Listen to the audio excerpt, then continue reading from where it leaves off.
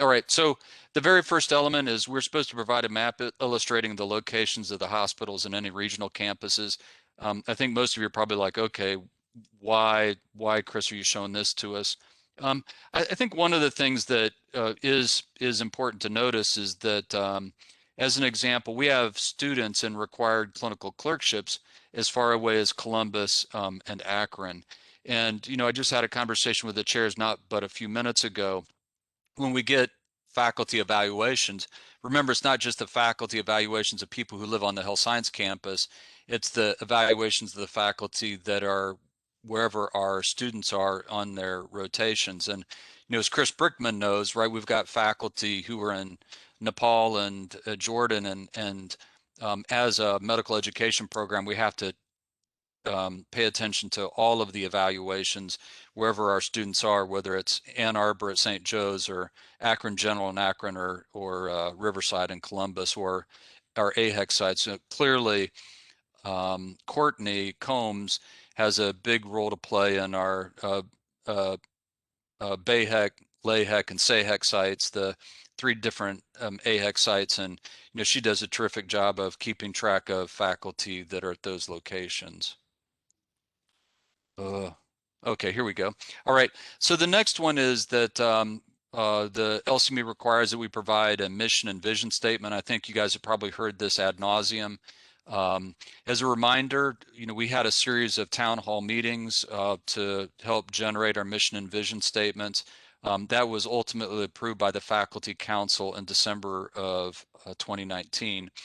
And so, the mission statement is to improve the health of our community and region that we serve. We do this by educating excellent clinicians and scientists and providing patient-centered, high-quality care and nationally recognized research and focus areas. And so, again, this is not just a statement on a wall, but a tangible example of this is Dr. Perry, as Associate Dean for Admissions, uses our mission statement to help guide the recruitment of students into the MD program. And similarly, the vision statement says that with our partner ProMedica, we're nationally recognized for education, focused research, and regionally distinguished comprehensive clinical care. And so again, it helps inform what we do. And as an example, we take money from the academic affiliation, ProMedica, and invest that in the research mission to create that nationally recognized areas of focused research. And so, what I think it's important to just speak about this because we have a mission statement, we have a vision statement, but more importantly, it actually informs the decisions we make strategically.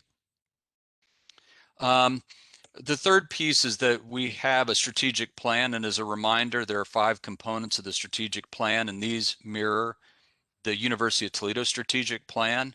So the first is student success and academic excellence. The second is research, scholarship, and creative activity.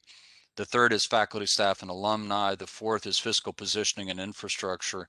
And the fifth is research engagement. And so again, right, if you've been to the faculty council meetings over the last couple of years, you've heard about the strategic plan. If you've been on the college executive committee, you've been part of it. We had posters up a year ago. So part of element 1.1 is a requirement from the LCME that we describe how we develop the strategic plan and how it is reviewed or revised. So how did we develop the strategic plan? We created 5 subcommittees. We had chairs and co-chairs of the subcommittees. Many of you are probably on the call today. Those subcommittees, we did calls for nomination throughout the faculty. So like, hey, come on, let's participate. And so hopefully many of you participated on those subcommittees. When the subcommittees completed their work, Dr. Sindwani volunteered. No good deed goes unpunished, Paneet, right? Dr. Sindwani volunteered and led a committee which consolidated the 5 sections and really brought that together nicely. We then had a public comment period in January of last year and put up the signboards throughout campus and shared it broadly. It was reviewed at a faculty meeting at the end of January last year, went to faculty council in late February last year, where it was ultimately approved. And then we have a review process. And so in August of this past year, and I'll share a picture from the review document, the different elements of the strategic plan were distributed for review. And one of the important questions by the LCME is, well, if you review it, what do you do about it, right? Like, how does review of the strategic plan change things? And so, a couple areas. One, Dr. Perry and Dr. Jenkins had a nice section on what they were doing with the pipeline programs to improve the representation of underrepresented minorities, as an example, in first-generation college students in pipeline programs, and how that's moved forward effectively. Another one was student relaxation space. We identified that as a challenge, and Brian Piles worked with the leadership team of the University of Toledo physicians, led by Dr. Dworkin and others, and money was allocated that was then brought over to the college. And I think it was last month that we opened the new space in the basement of Mulford for our students. And so, again, we have a strategic plan. It was approved or reviewed and approved across a number of places, and we take seriously the review of that. So if you haven't seen it, the document that goes around for the review looks like this, and I just kind of randomly picked out a section. So we know what the outcomes are, what are the measures that we use to look at it, what are the resources needed, and who's the responsible person. And so goal 1B, improve resident and fellow success, retention, and improve the quality of GME programs through greater engagement.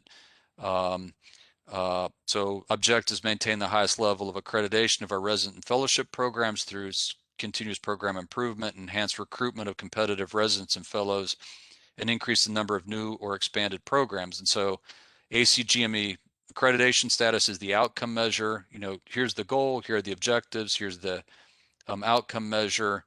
And the response was that all programs are accredited at the highest level, and Doctors Klashinsky and Shu were the responsible people. The next outcome measure is specialty board first attempt pass rates. All but 3 programs have met or exceeded the ACGME requirements for the rolling 3-year average. And again, Jim and Lori are responsible for reviewing that. And so, this is just one page out of, I don't know, a 20 or 30 page document where there's somebody responsible for each of the elements within the strategic plan. And, we'll be updating that here shortly. And again, that's a big piece of work, but I do appreciate everybody's attention to that. So another thing that we were asked about, which is again a little bit different, is the continuous quality improvement process, or the CQI process. What I would first say is that if you don't know this, the college has a CQI policy for the MD program. And I think I allude to this a little later in my presentation, but if you want to know where the policies are, you type in, University of Toledo policies, and then you can find in that section College of Medicine policies. So that's how you find it. This is an example from the CQI policy. We have elements that we monitor, when we monitor them, the data sources we use to monitor the elements, who's responsible for receiving the results, and then the individual or group who takes action. And so one of those that we'll touch on in a few minutes actually is affiliation agreements. We monitor them annually. We look at the agreements themselves. There's a bunch of people who look at it, and then Jeremy, in his role as Senior Associate Dean for UME, is the individual who's responsible.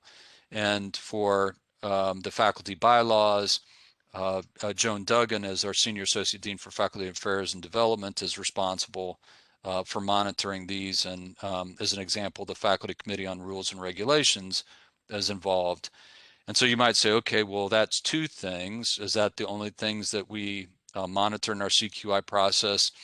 No. And we're not going to go into this level of detail, but it's affiliation agreements, it's bylaws, it's diversity and pipeline programs, the learning environment and professionalism, the sufficiency of faculty, the feedback to the faculty, faculty professional development, adequacy of financial resources, curricular management, curriculum design, review, revision, content monitoring, program evaluation, medical student feedback, the monitoring of required clinical experiences, student time, resident and non-faculty instructors, assessment system, narrative assessments. And if you don't know what that is, that's, like when do we type out something as opposed to give like a numeric grade, fair and timely grades, career advising, financial aid and debt management, and personal counsel and well-being.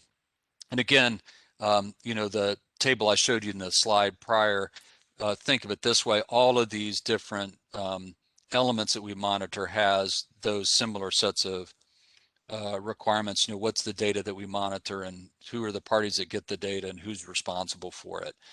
And Lori DeShetler, as our assistant dean for assessment, is really instrumental in helping monitor the CQI process, and then making sure we take action to continuously improve the College of Medicine MD program. 1.2, which is a new element within Standard 1. 1.2 has to do with conflict of interest policies, and this is an important issue with the LCME. And so they want to know, do we have conflict of interest policies for the governing board? And yeah, we do. So we have a conflict of interest policy for the Board of Trustees. They want to know what university level conflict of interest policies we have. So you guys are probably well familiar with these. We've got one on conflict of interest and nepotism. We've got an Ohio ethics law overview. We've got a financial conflict of interest policy. We've got a policy about responsible conduct of research, scholarship, and also one for protection of human subjects. And then we also have college level policies, right? So that are more focused on the College of Medicine and Life Sciences. So we have the new policy on individual conflict of interest in education and clinical care, commercial support of educational grants, conflict of interest and disclosure in CME, interactions with the pharmaceutical and device industry and other vendors, and then conflict of interest avoidance on committees. And so again, like if you're saying, well, hey, Chris, I didn't know we had a policy on this or that, where would I find this? Type in, University of Toledo policies, and then go to the College of Medicine and Life Sciences, and you'll get the bottom set, their university-based administrative policies, and then also policies for the Board of Trustees. Element 1.3 is about faculty participation on committees. And, it's really the spirit of shared governance. So, how do faculty get an opportunity? So as a reminder, typically it occurs in late May or June. Candy will set out a notice to all the faculty and say, hey, we've got these standing committees within the College of Medicine and Life Sciences. Do you want to nominate somebody, or do you want to nominate yourself? And then what happens is we take all of that feedback in, and then that gets shared with the chairs of the committees, and the chairs look at what they need in their committee and who could be helpful, and then those committees get populated. I will say that in some of the committees, we have a fair number of ex officio participants, people that are required to participate because of their role within the college. But again, what we try to do is to have an open process where people can self-nominate or be nominated. And importantly, like many things, there's a policy, the standing committee policy for the College of Medicine and Life Sciences. And I think I've explained a few times about where you can find that. And here's an example of the standing committees. We have an academic progress committee. This is for medical students, making sure that they're progressing well through the curriculum. The admissions committee you're well familiar with. The appointment, promotion, and tenure committee, which PK chairs, which does a terrific job of overviewing or overseeing the promotion and tenure process for our faculty. The clinical curriculum committee for the 3rd and 4th year students. The College of Medicine Life Sciences Assessment Committee, which does a wonderful job of looking over all of our programs and making sure that they're on track. We have the executive committee, which just met, which is the associate deans and the chairs. There's an awards committee, which is a really important committee to nominate faculty for awards, both within the college and within the university, and sometimes outside the university. We've got translation, which is our journal, that has a committee. We have a continuing medical education committee, criminal history review committee. So these are, when students apply or things happen, if there's a legal issue, a criminal history issue, they help oversee that. The curriculum evaluation committee, which is an important committee which evaluates the curriculum.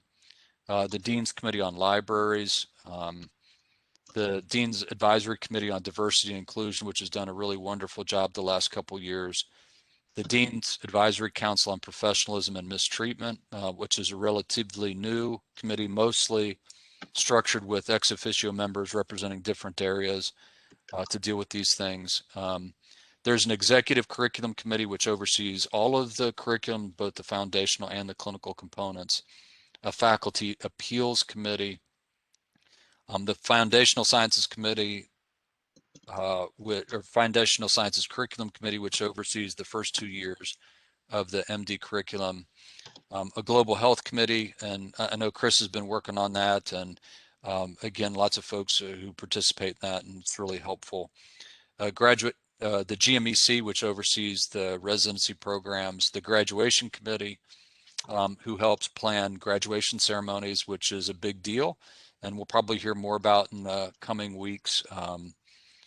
The conflict of interest in education and clinical care committee, which oversees the new conflict of interest policy and how it gets implemented.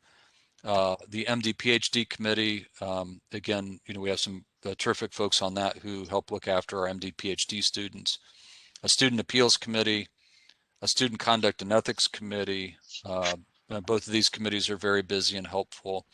A medical student research committee, a medical student scholarship committee who helps allocate scholarships out to our students, a promotion mentoring committee, a research advisory committee, which is very active and meets on a regular basis and really helps inform what we do in the research space, and then the student promotions committee, which Christian chairs and does a terrific job.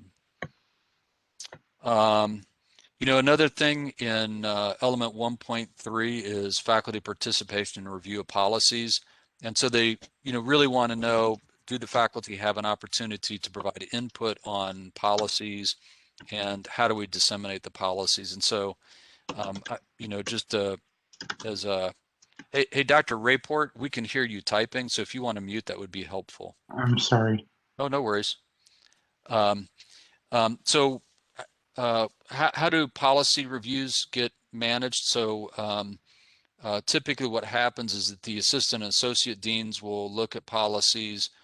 They'll go to the college executive committee, and then many of the policies actually go to committees within the college. So as an example, if it's a curricular issue, it'll be reviewed at the foundational or the clinical curriculum committee, and then the executive curriculum committee, and then kind of moves through. The other piece is that all faculty have an opportunity to comment, because the policies are posted for 30-day comment whenever they're renewed, revised, or created. And so there's that opportunity. And then in terms of dissemination, so what happens when policy gets approved or gets created and implemented? We include that in the Dean's Weekly Update, that email that blast that goes out, and typically at the end, Nikki and James do a nice job of putting in a section there about new policies or revised policies or reaffirmed policies.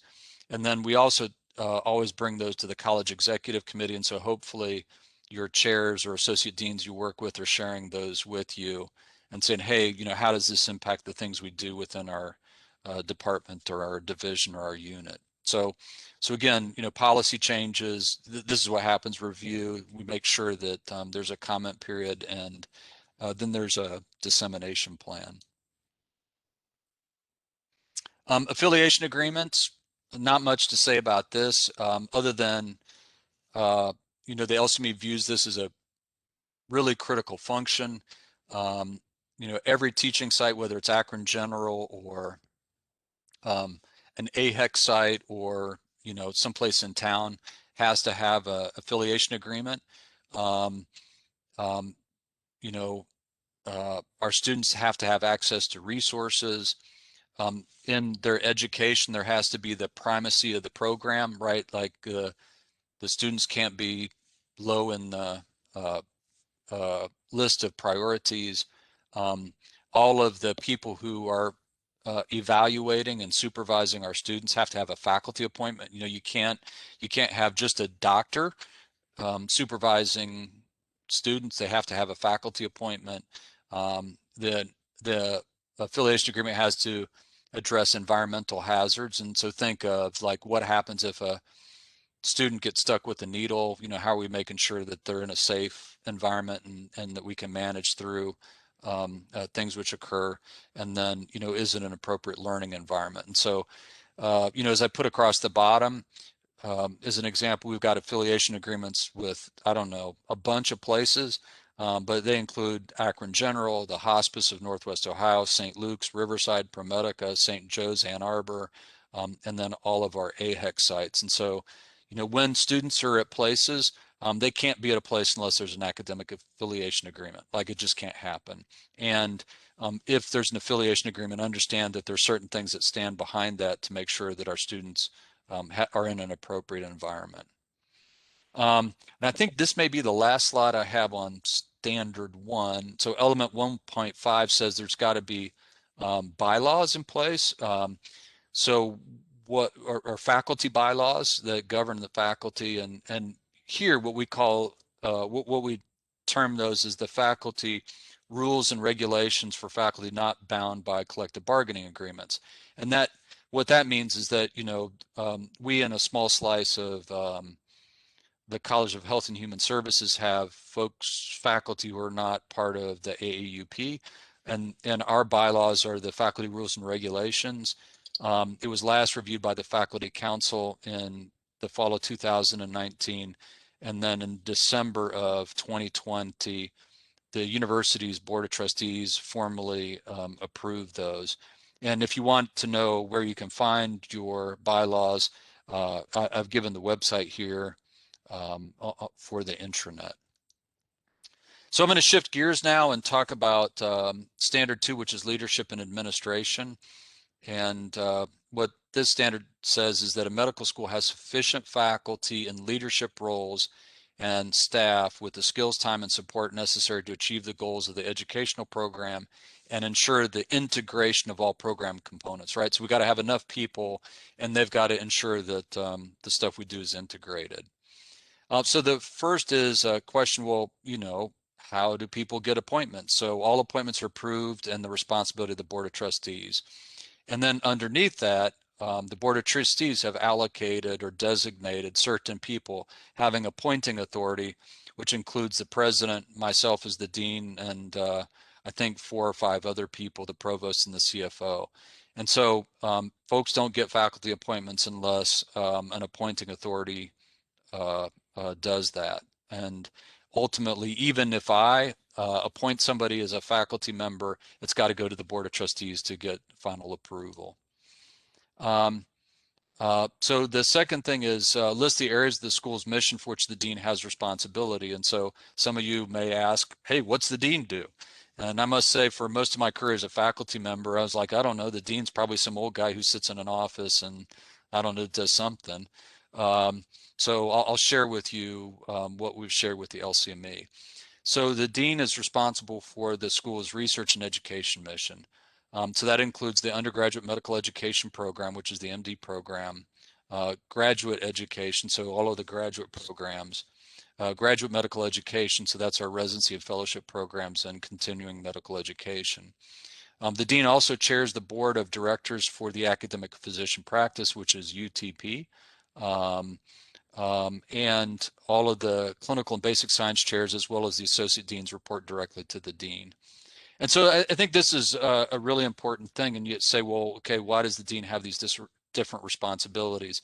It's really a job of integrating or knitting together the different missions, research, education, and clinical care, to make sure that the medical school is able to move forward capably. And so that's really the role of the dean, is to help make sure that all of these things are working in unison, to make sure that we have a effective program. So the next thing is, what's the dean's access and authority? So, the bottom line is, who do I report to and in what areas? So as the Executive Vice President for Clinical Affairs, which is one of my titles, I report to the President of the University. So here's the President, Senior Leadership Team. The President reports to the Board of Trustees, and then this is the box I sit in. I report to the President as EVP. As the Dean, I report to the Provost, who's the Executive Vice President for Academic Affairs. And so again, as EVP, my reporting is to the President. As Dean, my reporting is to the Provost. Do we have a sufficient number of administrative staff? Well, we've got the Senior Associate Dean for Student Affairs and the Senior Associate Dean for Medical Education. And I call those out because the critical factors which are assessed in those two positions are they accessible? Are they aware of student concerns, and are they aware or responsive to student problems? And so again, I share that with you because I think all of us as faculty have a responsibility to help stand behind Randy in his job as Dean for Student Affairs, and Jeremy in his job for medical education. I mean, I think it's, they're ultimately responsible, but their assistant deans, their office staff, and then the rest of us have to understand that, are we accessible? Are we aware of student concerns? And are we responsive to student problems? Because that's an expectation. The other piece is department chairs and administrative staff. And so do we have sufficient numbers of those to meet our mission? And I think the answer is yes. And so if you want to know what that looks like, I'll go through this, and yes, there is some sensibility to it, and I think poor Nikki has to update this. I don't know. It seems like every 2 weeks because of something, and she does a marvelous job of keeping it straight. So, here's the Dean EVP role. As I mentioned, I report to the President in the EVP role, and I report to the Provost in the Dean role. You'll see here we have a Senior Associate Dean for Student Affairs and Admissions. And so, we've got Dr. Perry, who's the Associate Dean for Admissions and Strategic Enrollment, and she has a list of assistant deans. And then Randy also has a list of assistant deans he works with, and then center directors who really carry out the work of student affairs. And, they're doing a terrific job. We've got Jeremy, who's the Senior Associate Dean for Undergraduate Medical Education, and then Coral and Stephanie are Associate Deans for Foundational Sciences and the Clinical Curriculum. And then we've got Lori for Assessment and Accreditation, and then Shirley doing the Director of Clinical Skills role, Courtney as the statewide and our UT AHEC program, Ed Wenger for the Testing Center, Judy for the Hillebrand Center, Melissa for undergrad medical education, and Michelle Masterson for IPE.